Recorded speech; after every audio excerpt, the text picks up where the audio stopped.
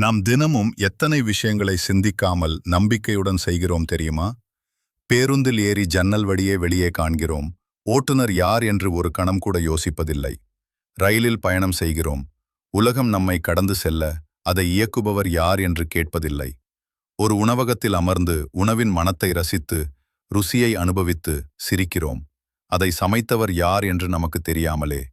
நாம் பயணத்தை நம்புகிறோம், நிகழ்வுகளை நம்புகிறோம், காணாத ஒன்றையும் நம்புகிறோம். ஆனால் வாழ்க்கை என்று வந்தால் மட்டும் பயம், கவலை, அவசரம். வாழ்க்கைக்கும் ஒரு ஓட்டுநர் இருக்கிறார். அமைதியானவர், காணாதவர், எப்போதும் நம்முடன் இருப்பவர். ஒவ்வொரு திருப்பத்துக்கும், ஒவ்வொரு தாமதத்துக்கும், ஒவ்வொரு நிறுத்தத்துக்கும் ஒரு காரணம் இருக்கிறது. அதனால் சிறிது மெதுவாகுங்கள். ஒரு ஆழ்ந்த மூச்சு விடுங்கள். பயத்தை விட்டுவிடுங்கள். உங்கள் பயணத்தை நம்புங்கள். ஏனெனில் உங்கள் வாழ்க்கை இறைவனால் வழிநடத்தப்படுகிறது. வழிகாட்டியை நம்பினால் பயணத்தை ரசிக்கலாம். நம்பிக்கை வையுங்கள், கவலை வேண்டாம், நான் இருக்கிறேன் என்றும் உங்களுடன். எங்களை பின்தொடருங்கள், இல்லையேல் நாம் மீண்டும் சந்திக்காமல் போகலாம்.